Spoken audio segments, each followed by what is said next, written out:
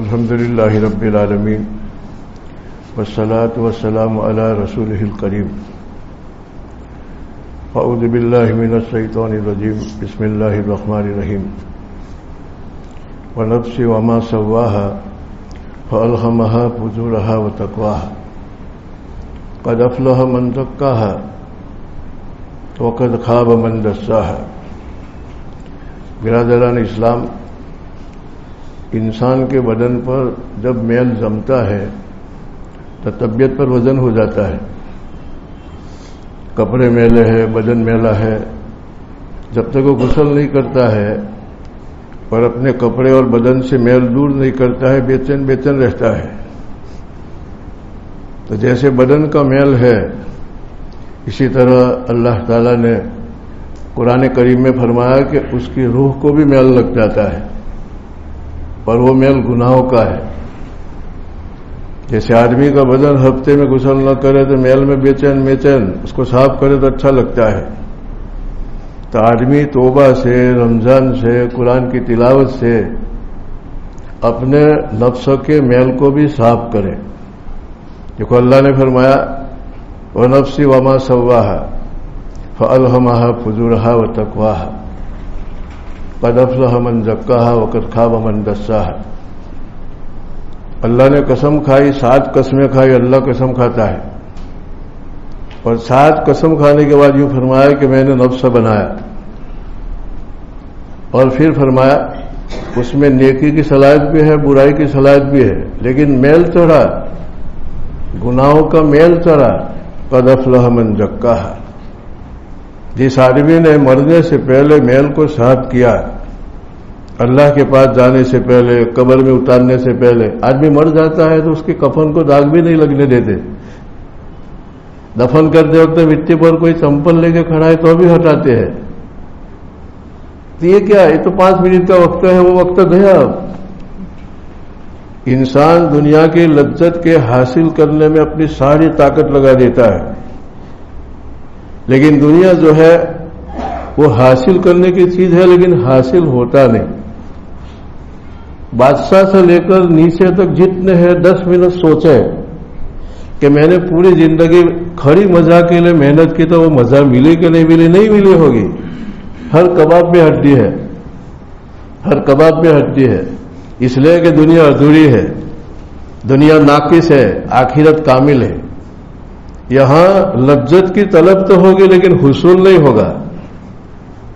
لذت کی طلب میں آدمی ہر لائن کی لذت ہے، کپڑے کی لذت، مکان کی لذت، حکومت کی لذت، کھانے کی لذت، لاکھوں لذتیں ہیں، لیکن آدمی کو پوری لذت کسی کو بھی نہیں ملی ہوگی۔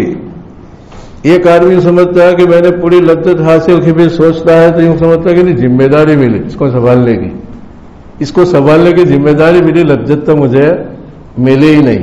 تو قرآن فرماتے ہیں قد افلح من زکاها، اپنے نفس سے میل صاف کر کے آئے گا، میں قیامت میں فیصلے کے بعد کھڑی لذت دوں گا۔ وَلَكُمْ فِيهَا مَا تَشْتَهِي أَنفُسُكُمْ وَلَكُمْ فِيهَا مَا تَدَّعُونَ۔ اللہ کتنے پیارے انداز میں ہم کو پیغام دے رہے ہیں کہ آپ کی من کی چیز وہاں ملے گی، اور من کی چیز وہاں پوری ہوگی۔ دنیا خواہشات پوری ہونے کی جگہ نہیں، دنیا جو ہے وہ تو بیج بونے کی جگہ ہے، فصل لینے کی جگہ نہیں ہے۔ یہاں تو اللہ نے ہم کو 50-60 سال کی زندگی بیج بونے کے لیے دی، نیکیوں کا بیج بو، اس کا پھل وہاں کھانے کا ہے۔ یہ فصل کی جگہ نہیں ہے، یہ بیج بونے کی جگہ ہے۔ لیکن سب سے بڑی ہماری غلطی کیا ہوئی؟ دنیا کو نشان بنا کے جینا شروع کیا، آخرت کو نہیں۔ آخرت کی لذت سے آنکھیں بند کر دی شیطان نے، اور ہمارے نفس کے اوپر، روح کے اوپر میل چڑھا، غیبت کا، حسد کا، چغلی کا، دنیا کی محبت کا، کیا کیا محبت کا ہمارے دلوں کے اوپر میل چڑھا۔ تو اللہ نے فرمایا قد افلح من زکاها، یہ میل اتار کے آؤ گے تو تمہاری پوری لذت میں پوری کروں گا، ایسی نعمتیں دوں گا آنکھ نے کبھی دیکھی نہیں ہوگی۔ تو دنیا فصل کاٹنے کی جگہ نہیں، کھیتی لینے کی جگہ نہیں، بیج بونے کی جگہ ہے۔ ایک پیاسے آدمی کو ہم نے پانی پلا دیا، یہ بیکار نہیں جائے گا۔ ہم نے یوں سمجھا کہ پلا دیا کمل ہے، اللہ نے انسان کو البیلا بنایا، انسان کی ذات سے اللہ کو سامنے رکھ کے اس کے ہاتھ سے، زبان سے، قلم سے جو بھی اچھا عمل نکلے گا، یقینی اس کا پھل یہاں اور وہاں ملے گا۔ ایک آدمی کھیت میں جو بوتا ہے فطری قاعدہ ہے کو ملتا ہے۔ ایک آدمی نے کھیت میں جا کے جاؤ بولا، جوار بوئی تو اس کو جوار ملے گی، پستہ بویا تو پستہ ملے گا، یہ فطری قاعدہ ہے۔ اسی طرح اللہ نے جو زندگی مختصر دی، یہ بیج بونے کی دی، اگر یہاں ہم نے بیج بویا اچھا تو پھر اچھا بیج کے بدلے میں سبحانہ و تعالیٰ ہم کو دے گا۔ اور دوسری سب سے سنگین مسئلہ، خطرناک مسئلہ، زندگی ایک بار ملتی ہے۔ آدمی کو جو زندگی ملتی ہے وہ تو ایک بار ملتی ہے۔ اگر بار بار زندگی ملے تو چلو یوں کہے گا چلو یہ زندگی ہماری بیکار گئی، اگلی زندگی تو ٹاپ گزارو۔ لیکن ایک مرتبہ زندگی ملتی ہے اور یہ بھی ایک تیز تن ہوا میں سما جلتی ہے، موم بتی، آدمی کتنا سنبھالے گا؟ ذرا کھجل آئے، ہوا کا جھونکا بجھ گیا، ابھی جیتا ہے شام کو مر گیا، زندگی کا کوئی بھروسہ نہیں۔ ایک بار زندگی ملتی ہے، یہ سب سے سنگین مسئلہ ہے۔ اور یہ زندگی پوری ہونے کے بعد پھر ہمیشہ کا انجام ہے۔ ہمیشہ کا انجام ہے۔ آدمی سوچے تھوڑی دیر کے لیے کہ میں نئی انسان آیا پھر کیا، آگے کیا، اپنے آپ میں سوال پیدا کرے کہ چلو میں نئی انسان وجود ہو گیا میرا، لیکن یہ زندگی پوری ہونے کے بعد کیا ہے؟ ایسا کم سے کم سوچے، سونے سے پہلے 5 منٹ پھر سو جائے تو اس کے اندر بیداری پیدا ہوگی۔ دیکھو یہ زندگی ایک بار ملتی ہے، اور یہ زندگی ہم نے بیج نہیں بوئے۔ ایک آدمی کو کسی نے 200 بیگھے زمین دے دی 2 سال کے لیے، لیکن اس نے بویا ہی نہیں تو کیا ملا؟ 50-60 سال کی زندگی دی۔ آدمی سوچے کہ میں نے جتنی دنیا کی لائنیں ہیں ان ہر لائن میں اللہ کو راضی کرنے کے کون سے بیج بوئے، تو جا کے پھر حق سبحانہ و تعالیٰ اس کا بدلہ فصل وہاں دے گا۔ کیونکہ پھر تو انجام ہے ہمیشہ یا تو جہنم یا تو جنت، زندگی 2 مرتبہ ملے گی نہیں۔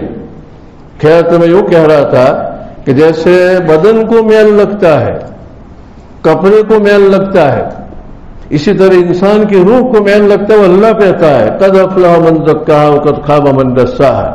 جو روح کو نہلا کے دھلا کے میل صاف کر کے میرے پاس آیا، اذا ربہ بقلب سلیم، اس کے دل میں سلامتی ہے، میل کچیل نہیں، کوئی کھوٹ نہیں، نہ حسد ہے، نہ کینہ ہے، نہ کپٹ ہے، نہ کفر ہے، نہ شرک ہے، خالص صاف آئینے کی طرح لے کر آیا، کامیاب ہو گیا۔ قرآن میں اللہ تعالیٰ نے فیصلہ کیا، دیکھو رمضان میں آدمی اللہ کو نہلاتا ہے، اس کی روح کو صاف کرتا ہے، اور دنوں کی نسبت سے رمضان میں نیکی کرنا کتنا آسان، گناہوں سے بچنا کتنا آسان، کیونکہ خود چاہتا ہے۔ اس لیے اس رمضان کے مہینوں میں اللہ نے کچھ رکھا، جیسے اللہ نے کہا کہ اس مہینے میں اپنے کو اللہ نے نعمت دی ہے تو دوسروں کو اس نعمت میں شریک کرو۔ اس لیے یوں آتا ہے کہ سب سے بڑا عمل ایمان کے بعد آدمی کو بچانے والا صدقہ ہے۔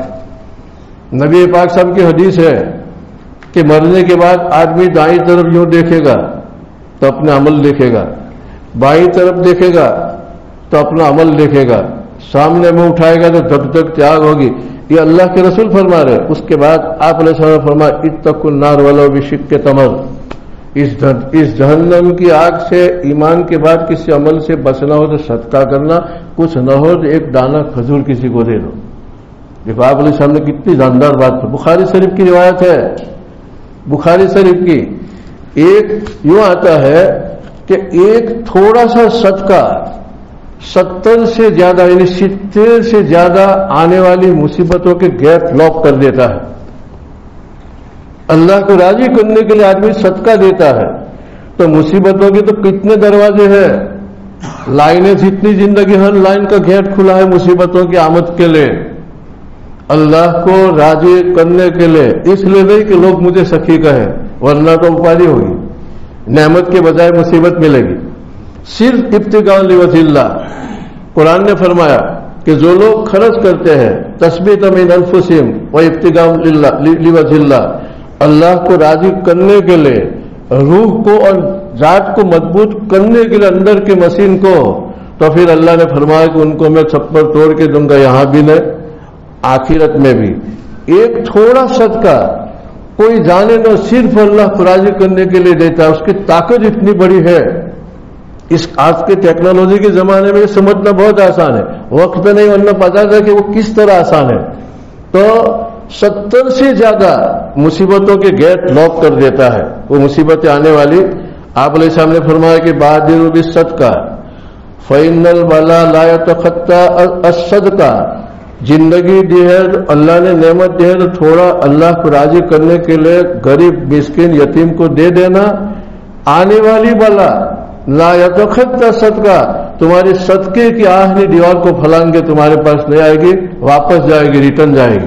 آنے والی بلا آپ علیہ السلام فرما رہے ہیں فإن البلاء لا يتخطى صدقہ، آنے والی بلا تمہارے پاس نہیں آئے گی، وہ ورانک لے کے چلی جائے گی، جہاں سے آئی وہاں دیوار بن جاتا ہے، دیوار بن جاتا ہے۔ یہ باطنی نظام ہے، یہ خدائی نظام ہے، یہ الہی نظام ہے۔ جس طرح دنیا میں نظام ہے، کسی آدمی کے مکان پر سرکار چھاپا مارے اور جلدی جلدی اس نے رشتے لایا تو پھر کیا ہے، وہ واپس چلا جاتا ہے، اس کو کوئی نقصان نہیں ہوگا۔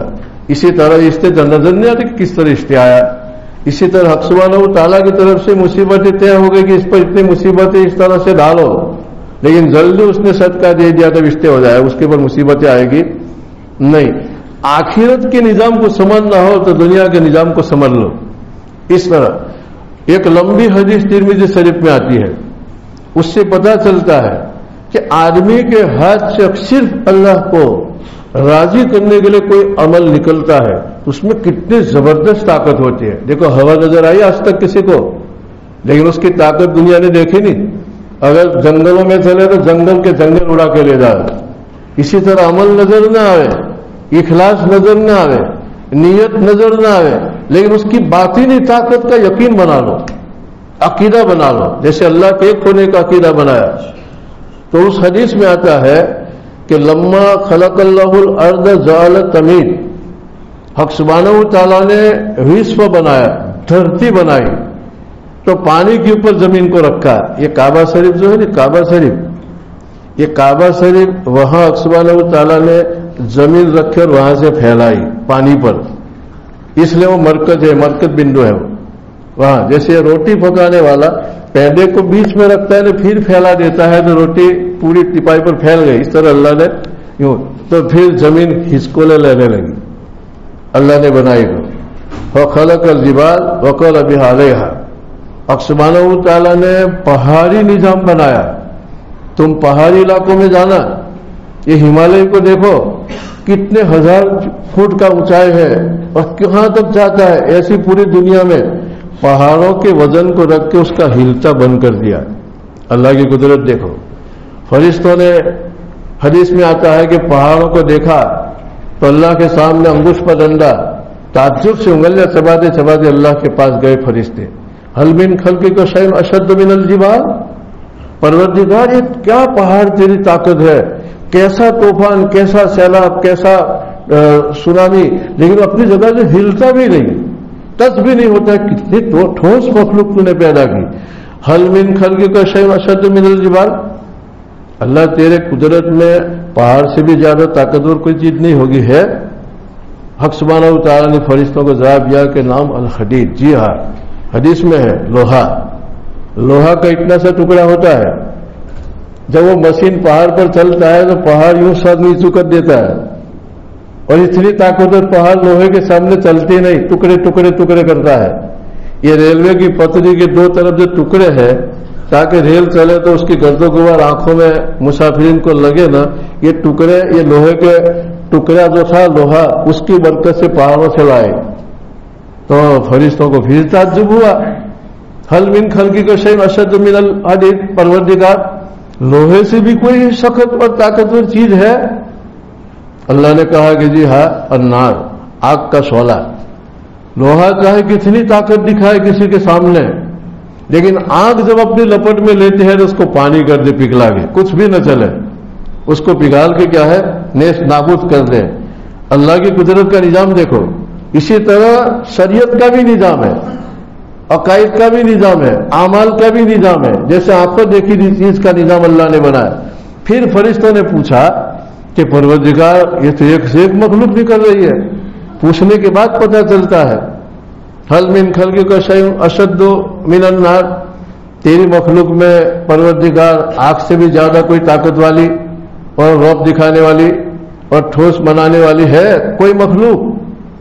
اللہ نے فرمایا کہ جی ہاں، پانی کا ریلا، آگ کتنی طاقت دکھا، لیکن جب پانی آتا ہے تو اتنی ہار مان لیتے کہ اس کا منہ بھی کالا ہو جاتا ہے۔ ہار مان لیا، ہارا ہوا آدمی کا منہ سیاہ ہو جاتا ہے، چمک نہیں ہوتی ہے، تو آگ ہار جاتی ہے۔ آگ کتنی طاقت دکھائے، لیکن پانی کا انتظام ہوتا ہے تو پانی کے سامنے اپنی ہار مان لیتی ہے۔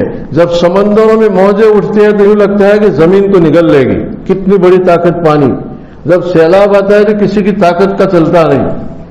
پھر نبی پاک اسلام فرماتے ہیں کہ فرشتوں نے پوچھا کہ پروردگار پانی سے بھی کوئی سخت؟ ہم نے تو پہاڑ دیکھا، لوہا دیکھا، آگ دیکھی، پانی دیکھی، تو اس سے بھی کوئی طاقتور چیز؟ اللہ نے فرمایا کہ الریح، ہوا کی لہر، جب ہوا کے جھونکے چلتے ہیں تو پانی کو بھی خشک کر دے، گیلے کپڑے پانی ہوا سکھا دیتی ہے۔ سمندروں میں جب تیز طوفان آتا ہے ہوا کا تو پانی بے چین ہو جاتا ہے، کبھی دائیں طرف کبھی بائیں طرف پچھاڑ کے اس کو کیا ہے، پانی کو ادھر سے ادھر ہوا لے جاتی ہے۔ تو ہوا کی طاقت کے سامنے کوئی چیز نہیں۔ اب دیکھو چیزوں میں ہوا نظر نہیں آتی ہے، جو چیز جتنی نظر نہ آئے اس کی طاقت زیادہ قاعدہ ہے۔ اب عمل نظر نہیں آتا، صدقہ نظر نہیں آتا، یہ ساری اخلاص نظر نہیں آتا، اس کی طاقت اللہ نے بتایا، اس پر یقین رکھنا پڑے گا۔ چنانچہ فرشتوں نے تعجب سے پھر پوچھا کہ پروردگار یہ تو ہوا تو بہت بڑی طاقت، اس کے سامنے کسی کا چلتا نہیں، اس سے بھی زیادہ کوئی طاقتور چیز ہے؟ اللہ نے فرمایا کہ انسان، دیکھو آج پوری دنیا پر انسان کا کنٹرول ہے کہ نہیں؟ یہ پوری دنیا مٹھی میں ہے موبائل کی وجہ سے۔ کہا کہ انسان کے سامنے ہوا کا بھی نہ چلے، وہ چاہے تو ٹائروں میں بھر کے سیوا لے، خدمت لے، چھوٹے بچے گیل میں بھر کے کھیلے، آگ تو جیب میں لے کے پھرتا ہے انسان، چھوٹی چھوٹی لکڑیوں کے سیرے کے اوپر اس کو سر باندھ دیا ہے اور اس کے اختیار میں جب چاہے نکالے جب چاہے نہ نکالے۔ دیکھو انسان کی طاقت، اور ہر چیز اس کے ہاتھ کے نیچے ہے۔ لیکن اللہ کے رسول صاحب نے فرمایا کہ اللہ نے یہ فرمایا کہ دیکھو فرشتو، اس کے دائیں ہاتھ کا صدقہ بائیں ہاتھ کو بھی پتہ نہ چلے، دنیا کی ہر چیز سے زیادہ طاقت رکھتا ہے، لوہے سے بھی زیادہ، ہوا سے بھی زیادہ، پانی سے بھی زیادہ، پتھر سے بھی زیادہ۔ اس کی طاقت کے سامنے، صدقے کی طاقت کے سامنے کسی کی کوئی حیثیت نہیں۔ تو میں یوں کہہ رہا تھا کہ یہ مہینہ روح کے میل کو دور کرنے کا ہے۔ اس میں جس طرح تراویح میں قرآن پڑھنے سے روح صاف ہوتی ہے، روزہ رکھنے سے صاف ہوتی ہے، سب سے زیادہ آلودگی دنیا کی محبت کی لگتی ہے روح کو۔ جب آدمی باوجود محبت کے مال کسی کو دیتا ہے، دل نہ چاہے تو بھی۔ ہمارے یہاں ایک حاجی صاحب تھے کاوی میں، ان کے ہاں پہلے کوئی چندہ لینے والا ہے تو یوں کہا کہ چلو لکھو 100 روپے لکھو، وہ لکھنے جائے کہ ٹھہرو 200 لکھو، وہ لکھنے جائے کہ ٹھہرو 500 تک لے جائے۔ اس زمانے میں وہ بہت بڑے حاجی صاحب تھے، تو آدمی نے کہا بزرگ نے کہ حاجی صاحب پہلی دفعہ 500 بول دیتے تھے، 50 سے شروع کرتے کرتے 500 لے گئے۔ تو کہا کہ جب میں نے 100 لکھوائے نہیں، پھر میں نے دیکھا کہ پچھتاوا نہیں ہو رہا ہے، دینا اتنا چاہے کہ نفس ہفتے تک پچھتاوے۔ جب میں نے 500 لکھوایا تو اب مجھے ہوا کہ اب روح کو پچھتا ہو رہا ہے کہ بہت اچھی چیز ہے۔ نفس اسی وقت مرتا ہے کہ آدمی اللہ کو راضی کرنے کے لیے اتنا دے کہ نفس کو ہفتے تک افسوس رہے کہ بہت دے دیا، بہت۔ اور وہ حاجی صاحب کیا بولے کہ ان کو کبھی خوش نہیں رکھنے کا، اس کو ہمیشہ پچھتاوے میں رکھنے کا۔ دیکھو خانقاہ میں بھی وہ فائدہ نہ ہو، جب اللہ کسی کی مدد کرتا ہے تو دکان پہ بیٹھ کے اللہ نے کتنی بڑی چیز دی۔ ایک آدمی نفس کو ماننے کے لیے 1 سال پورا خانقاہ میں لگاوے تو بھی اس کا نفس اتنا نہیں مرے گا، جب اللہ مدد کرتا ہے نا اس کا نفس کیا ہے، مرتا ہے۔ تو خیر، تو یہ صدقہ جو ہے، آپ نے سامنے فرمایا المرء تحت ظلال صدقته، المرء تحت ظلال صدقته، آدمی اپنے صدقے کے چھتری کے نیچے جیتا ہے۔ یعنی نبی پاک علیہ السلام کا کہنے کا منشا یہ ہے کہ آنے والی مصیبتیں صدقہ جھیل لیتا ہے. ایک آدمی چھاتا لے کے نکلا، دھوپ ہے تو یہ دھوپ کیا ہے، چھاتا لے لے گی اس کے سر کی حفاظت ہو جائے گی. کوئی پتھر مارے گا تو سر بچ جائے گا، چھتری پر پڑے گا پتھر. اسی طرح جب صدقہ کر کے آدمی صبح میں زندگی نکلتا ہے تو صدقہ اس کے لیے چھاتا بن جاتی ہے. حدیث میں آتا ہے کہ ایک بزرگ تھے، وہ روزانہ فجر کے وقت نکلے تو کچھ صدقہ لے کے نکلے. ایک دفعہ گھر میں کچھ تھا نہیں تو مطبخ میں گئے تو کچھ پیاز لہسن تھا، وہ اپنے رومال میں باندھ کے نکلے. اور کوئی راستے میں ملا ایسا محتاج، اس کو اس طرح سے دے دیا. ان کے ساتھی نے کہا کہ ایسا کیوں؟ کہ میں چھتری کے نیچے جیتا ہوں صدقے کی. حدیث میں آتا ہے آج میرے پاس کچھ تھا نہیں تو گھر میں جو تھا وہ میں نے دے دیا. تو اس مہینے میں نبی پاک صاحب نے فرمایا کہ یہ ہمدردی کا مہینہ ہے، غمخاری کا مہینہ ہے. دیکھو قرآن میں ہے فلقتحم العقبہ وما ادراک ما العقبہ فک رقبۃ او اطعام فی یوم ذی مسغبہ او یتیما ذا مقربہ او مسکینا ذا متربہ ثم کان من الذین آمنوا وتواصوا بالحق وتواصوا بالمرحمہ. اللہ یوں فرماتے ہیں، اللہ فرماتے ہیں کہ جنت میں جانے کے لیے وہ سامنے والی گھاٹی پر چڑھنا پڑے گا. لوگ سوچنے لگے کہ کون سی گھاٹی، سامنے والی جس پر چڑھے تو جنت میں جاوے. پھر قرآن خود فرماتا ہے کہ یتیم جو اپنا ہے ان کا خیال رکھنا، محتاج جو ہے اس کا خیال رکھنا، جیل میں جو بیچارہ قیدی ہے اس کا خیال رکھنا. دیکھو صدقے کی اور اللہ کی مخلوق کی خدمت کی بات کو گھاٹی کہی اللہ نے، اور یوں کہا کہ اس سے میں تمہارے گناہوں کو معاف کر کے جنت میں تم کو جگہ دوں گا. علامہ منذر علی رحمانی کتاب میں لکھا ہے ایک حدیث کہ ایک راہب تھا، راہب. اس راہب نے 60 سے زیادہ سال تک اللہ کی عبادت کی. ایک دفعہ ان کی گرجا کے پاس جنگل میں کوئی خوبصورت لڑکی آئی، اس کی نظر خراب ہوئی تو اوپر سے نیچے اترا اور 6 دن تک اس سے منہ کالا کیا. یوں آتا ہے کہ وہ مر گیا. مرنے کے بعد ان کی حسنات کو نیکیوں کے ایک پلے میں رکھا گیا اور ان کے گناہوں کو دوسرے پلے میں رکھا گیا. تو یہ 6 دن جو منہ کالا کیا تھا وہ گناہ اتنا بھاری ہو گیا کہ کئی سال کی نیکیاں یوں ہو گئی اور وہ پلہ جھک گیا. اس کے 6 دن کے بعد اس کو خیال آیا تو اس نے توبہ کی اور گرجا سے 2 روٹی لے کے نیچے اترا. تو وہ غسل کر رہا تھا تو ایک بیچارہ بھوکا آدمی بھوک سے تڑپ رہا تھا.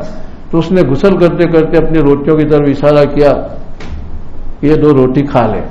یہ عمل کھا لے اس نے کیا صدقے کا 2 روٹی کا. حدیث میں آتا ہے کہ اس کے بعد لاش میں فرشتے نے کوئی نیکی ڈھونڈی تو وہ 2 روٹی دینے والی نیکی ملی اور وہ پلے میں رکھی تو نیکیوں کے پلے ایک دم جھک گئے اور گناہ کا پلہ یہ ہو گیا. نماز پڑھوں تو خالی مجھے فائدہ ہے، روزہ رکھوں تو خالی مجھے فائدہ ہے، لیکن میرے 100 روپے میں سے 50 کسی کو دو تو یہ ایسی نیکی ہے سامنے والے کا پیٹ بھرتا ہے. تو جو نیکی دوسروں کو فائدہ پہنچائے وہ نیکی اللہ کے یہاں بہت قیمتی ہے. خیر تو میں یوں کہہ رہا ہوں کہ اللہ تعالیٰ نے یہ ہم کو موقع دیا ہے، اس موقع کو غنیمت سمجھتے ہوئے روزے کے ساتھ یہ آخری عصر میں صدقہ بھی کریں اور صدقے کے مصارف کو ڈھونڈیں کہ کہاں کہاں صدقہ کریں. آج ہندوستان کے حالات ایسے ہیں کہ مساجد کی حفاظت کی فکر ہے ہر ایک کو. تو اگر ہم صدقہ کریں اور خاص کر کے اللہ کے گھر میں صدقہ کریں، پورے انڈیا کے اندر کروڑوں مسجدیں ہیں، ہر مسجد کے امام، ہر مسجد کی خدمت آج کے زمانے کی اتنی بڑی خدمت ہے. اگر یہ لوگ مسجد کا خیال نہ رکھے تو کوئی مسجد میں نہ آئے، کوئی نماز پڑھنے بھی نہ آئے. لیکن ہم کیا سمجھتے کہ ایک آٹومیٹک گھڑی چلتی تو آٹومیٹک نظام چلتے وہ پڑھا ہے ہم پڑھ کے نکل جاوے. کبھی سوچے کہ آخر ان کا بھی پیٹ ہے اور مسجد کا بھی خرچہ ہے. تو اپنی دی ہوئی نعمت میں اللہ کا گھر کا من ایسے نہیں دیوار کو دے، دیوار بھوک ہے تو یوں کہے کہ لے 100 روپیہ استعمال کرنا مسجد کی، اس کا خرچ. یہاں نماز پڑھنے والے جو ہے یہ ایسے استعمال کرے، یہ لائٹ استعمال کرے، یہ اللہ کے مہمان ہیں. ان اللہ کے مہمانوں کے لیے جو خرچ ہوتا ہے آدمی یوں سوچے کہ چلو میں اس نیت سے دوں 500 روپیہ کے لوگ مسجد کے ایسی میں کے بل میں، لائٹ کے بل میں.